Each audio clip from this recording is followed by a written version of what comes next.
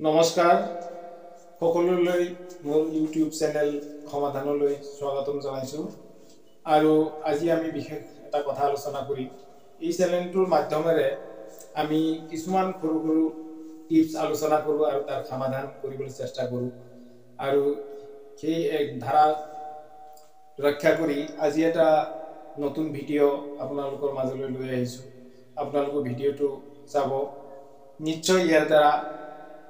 শিক্ষক ছাত্ৰ ছাত্ৰী অভিভাৱক সকলোৱে উপকৃত হ'ব বুলি আশা কৰিছো আৰু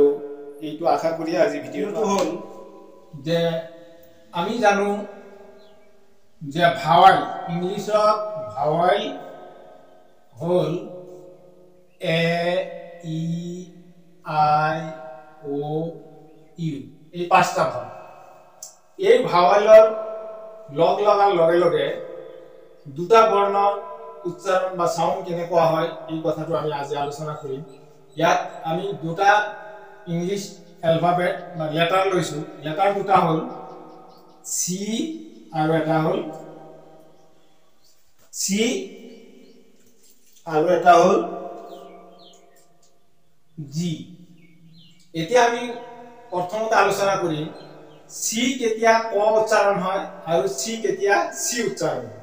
এই কথাটো আমি আজি আলোচনা কৰিম এতিয়া আপোনালোকে চাব সি বৰ্ণটো এই দুইটা বৰ্ণই আমি আলোচনা কৰিম প্ৰথমতে আমি সি টো আলোচনা কৰি লৈছো সি টো ক্ষেত্ৰত আপোনালোকে চাব যে ইয়াত এই দুইটা বাদ দি ই আৰু আই বাদ দি এ ও ইউ যদি আমি লগ লগাও তেতিয়া কি হ'ব চাও A C O C U A O U তিনটা ভাৱেল যোগ হলে ইয়াৰ সাউন্ডটো কি হয় চাও কেট কট কাট এ ও আৰু ইউ ভাৱেল যোগ হোৱাৰ লগে লগে এই সি লেটাৰটো ইয়াৰ সাউন্ড হ'ব ক ঠিক তেনেকুৱা caste C A S T caste এইটো আপোনাৰ এটো হোৱাৰ কাৰণে এইটো ক হ'ল তাৰ পিছত কোল্ড কোল্ড ঠিক তেনেকুৱা কাটিং যে ইয়াত এটা কথা আপোনালোকে চাও যে সিৰ লগত যদি এ সিৰ লগত যদি ও সিৰ লগত যদি ইউ ভাৱেল যোগ হয় তেতিয়া হলে ইয়াৰ সাউন্ডটো ক হয় ক উচ্চাৰণ এই কথাটো আমি জানিলো এতিয়া আমি নেক্সট পাতিম যে সি টু সি কেতিয়া সি এই থাকে ইয়াৰ চাওক সি সি ইয়াৰ লগত যদি আমি দুটা ভাৱেল থাকিব নহয় তিনটা আমাৰ ব্যৱহাৰ হৈ গল এ ও ইউ টু সিৰ লগত যোগ হলে ক হয় এতিয়া সিৰ লগত দুটা বাকি থাকিল এটা হল ই আৰু এটা হল আই এতিয়া ইয়াৰ সাউন্ড কি হ'ব এটো চাও C E M E N T C I G A R A T E cigarette এতিয়া চাও সিৰ লগত ই হোৱাৰ লগে লগে সিমেন্ট হ'ল সিৰ লগত আই যোগ হোৱাৰ লগে লগে সিগাৰেট ঠিক তেনেকুৱাকৈ আৰু এক শব্দ চাও cent C E N T cent আকৌ ইয়াত সিৰ লগত আই আছে এনেকুৱাকৈ সিৰ লগত আই বহাৰ লগে লগে আৰু কিছুমান শব্দ এনেকুৱাকৈ আহি থাকে ইয়াৰ দ্বাৰা আমি বুজি পালো যে ই আৰু আই ভাৱেলটো যদি সিৰ লগত যোগ হয় তেতিয়া ইয়াৰ সাউন্ডটো সি হয় এতিয়া আপোনালোকে এনেকুৱা শব্দ সিৰ লগত ই ব্যৱহাৰ কৰি কৰি শব্দবিলাক লিখিব সিৰ লগত আই এনেকুৱাকৈ ব্যৱহাৰ কৰি ঠিক তেনেকুৱা সিগাৰেটৰ সিনেমা সিনেমা এনেকুৱা শব্দ আপোনালোকে দৈনন্দিন জীৱনত পাই থাকে যে ইয়াত আমি এটা কথা চাব লাগিব যে ভাৱেলৰ ই আৰু আই যদি সিৰ লগত বহে তেতিয়া তাৰ সাউন্ডটো সি হয় এতিয়া আহিলো আমি সি বৰ্ণটো হৈ গ'ল এতিয়া আন এটা বৰ্ণ লেটাৰ হ'ল জি জিৰ লগত এই একে ধৰণৰ কথা এ ও ইউ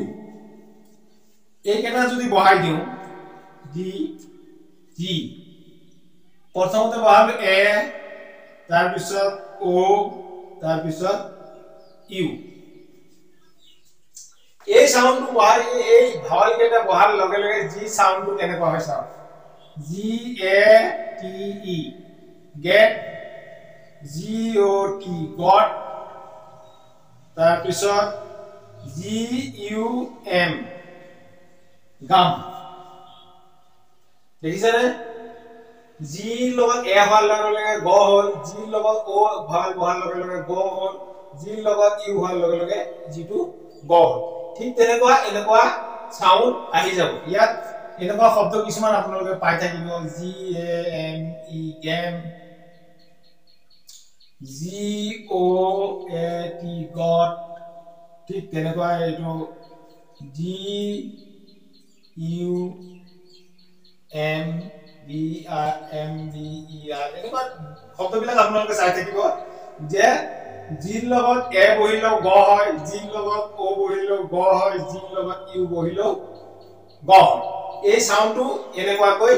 আহি যাব এতিয়া আমি চালো এ ও ইউ একেই দুইটা লেটাৰৰ ক্ষেত্ৰত একেটা ফৰ্মুলা ইউজ হৈছে যে এ ও আৰু ইউ ব্যৱহাৰ হলে গ হ'ব আৰু ঠিক তেনেকুৱাকৈ জিটো যেতিয়া আমি আকৌ দুটা ভাগ থাকি গল নহয় এ আৰু আই টো থাকি গল এতিয়া জি জি প্ৰথমতে আমি বহালো ই তাৰ পিছত আই এইটো জি লগত ই বহিল বহাল লগে লগে এইটো জি সাউন্ড হয় G E N D A আৰ জেন্ডাৰ আকৌ G I N G I A জিঞ্জিয়া জি লগত ই বহাল লগে লগে এইটো জি সাউন্ড হৈছে আৰু জি লগত আই টো বহাল লগে লগে এইটো আপোনাৰ জি সাউন্ড হৈছে দুটা ভাই